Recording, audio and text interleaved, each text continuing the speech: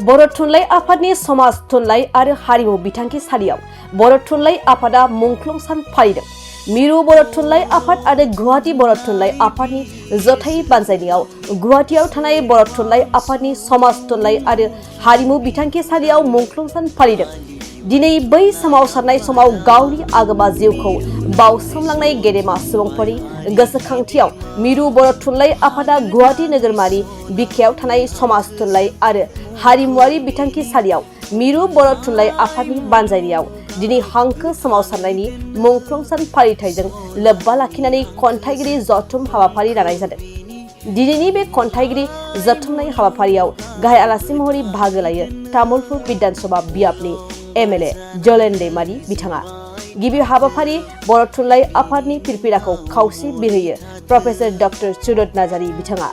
नैथि हाबाफारि मुंख्लं काम्पायाव बिबार बावजेनो बर' थुनलाइ आफादनि बारग' आफादगिरि तरेन बर' बिथाङा आरो बिफां गायजेनो बर' कसारी अनसाइगाव हायुं गौथुमनि मासिगिरि अनिल बर' बिथाङा। लोगोसे हाबाफारिनि सोमोन्दै बर' थुनलाइ आफादनि आफादगिरि सुरत नार्जारीया बे समाव मा फोरमायखो फै जों आबुङै मिथिना लानि। मुंख्लं सानखौ दिनै फालिबाय गुवाहाटीनि नैबे जे गाहाय मावखुलि दं बे गाहाय मावखुलियाव नोंथाङा आफादगिरि महरै जि आफादारि फिरफिलाखौ खावसे बोख्लायनानै बिरहोबाय बे बिथिङाव नोंथाङा मा बुङो? जोंनि बे दिनैनि दिनाव मुंख्लं सान फालिथाया हांखो सोमावसारनायनिब्लाबो जोंनि बर' राव आरो थुनलाइ जौगानायनि जा सिमां आरो मोगथां बेनि मोनसे साक्षी। जोङो गावनि राव आरो थुनलाइखौ बिनि जे जोंहा मोनसे थामोनथाय दङ, अस्तित्व दङ, बे जिनिसखौ फोरमान होनो थांनायाव जोंनि माखासे बर' मानसिया बे जाहोननि थाखायनो जिउखौ गारनानै थांदों। बर' हारिनि गेजेराव ओरैबायदि मोनसे सम सफैदोंमोन गावनि अस्तित्वखौ फोरमान होनो थाखाय, गावनि राव आरो थुनलाइखौ फोथांनानै दोननो थाखाय टु डु अर डाइ बे समायखिरानि मोनसे स्टेजाव सफैदोंमोन। जायनि थाखाय बुंनो थाङाबा बर' हारिनि जानानै बे जोंनि 16 जोंनि मुंख्लंफोर दङ बे हांखोनि नामै एबा थुनलाइनि नामै बिथांमोनखौ जोङो अरायबो गोसो गोरबोनिफ्राय बर' हारियानो रायखांनानै बिथांमोननि जे त्याग, गावखौ गारसोमनाय, बे गारसोमनायखौ जोङो रायखांनानै गोदानै जिउ मोनफिननायनि जे बे जोंनि समाय। बिथांमोना जि अबदान होलांबाय बर'नि हांखोनि आन्दलन खालामनानै बिथांमोना जिउ बावलांबाय। दिनैसिमबो जुदिव बर'आ बिजोंखौ मोनबायब्लाबो थोजासे नङा, दिनैसिमबो गोबां आंखाला दंबावो। बे बिथिङाव नोंथांमोना थुनलाइ आफादनिफ्राय माबायदि बिथांखि लागोन आरो बे मा सानो? नोंथां बुंनाया नंगौ, थेवबो रावनिबो हाबाफारिया जोबनो थाङा।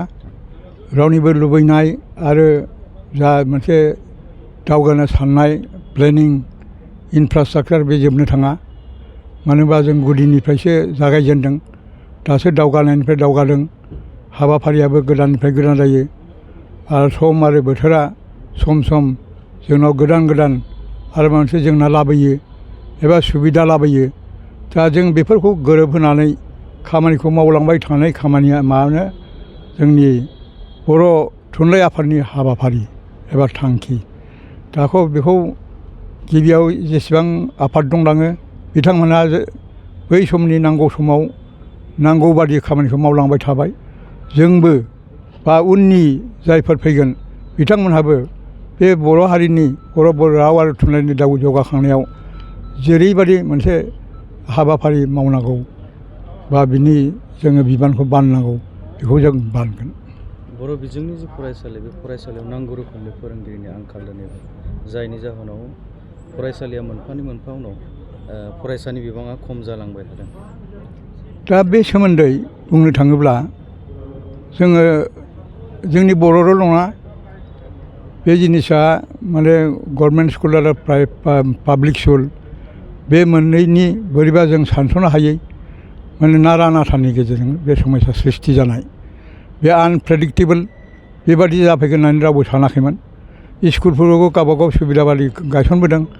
इनफ्रास्ट्राकचारा जेरैबायदि जानांगौ बा जोंनाव क्वालिफिकेसन जेरै जोंहा बेसेबां माने जों फोरोंगिरि मोनगोन बा फरायसा मोनगोन बेजों सोमोन्दो लाखियाजासे जोङो खामानिखौ मावबोदों। आरो बिनि अनगाबो गभर्नमेन्टआ गोदान गोदान निति नियम खालामो जायनि थाखाय बे जेंनाफ्रा फैदों आरोखि। दा बे जालांगोन बेखौ सुस्रांनो थाखाय जोङो अरायबो सरकारजों रायज्लायगासिनो आरो बे हाबाफारिखौ जों मावगासिनो दङ। बिजाब दिहुननाय खामानि बेबो मावदों। मैयासो जों काउन्सिलाव थांनानै बे हाबाफारिखौ मावनानै फैबावबाय। दा बेनिखायनो सरकारनिफ्राय जा जा मावनांगौ हाबा एबा जोंनि रायजोनिफ्राय जा जा हाबा मावनांगौ दं बेखौ गोरोबहोनानै बर' थुनलाइ आफादा बेखौ मावलांबाय थागोन। हांखोनि आन्दलन खालामनायाव मुंख्लं जानाय बिथांमोनखौ गोसोखांनाय दिनैनि बे सानाव बर' थुनलाइ आफादनिफ्राय बिजोंखौ फोथांना लाखिनाय बा हांखोखौ फोथांना लाखिनाय बिनि सायाव मा थांखि लागोन बा माबायदि थांखिजों खामानि मावनो नोंथांमोना? थांखियाथ' लायोब्लाबो जोङो सम सम बोथोरजों गोरोबहोनानै खामानिखौ मावनांगौ जायो। आरो बै समाव हांखोनि बाथ्राया जोंनिया रावजों सोमोन्दो दंमोन। जों जे सेपारेट आइडेन्टिटि बेखौ लुबैदोंमोन। असमिया बा गुबुन हांखोजों जों थाङोब्ला खाथि खाथि थालायनानै मानो होनना बुङोब्ला जोंनि जि आइडेन्टिटि बे आइडेन्टिटिखौ माने गोमाहोनायनि फोजोबनायनि बे मोनसे राहा जादोंमोन।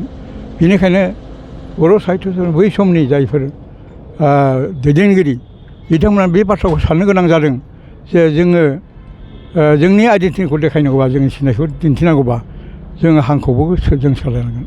बे हिसाबै बै समनि बाथ्रा एबा जोंनि सिनायथिनि बाथ्रा लानानै बेफोरबायदि थांखिखौ लानो गोनां बाथ्रा।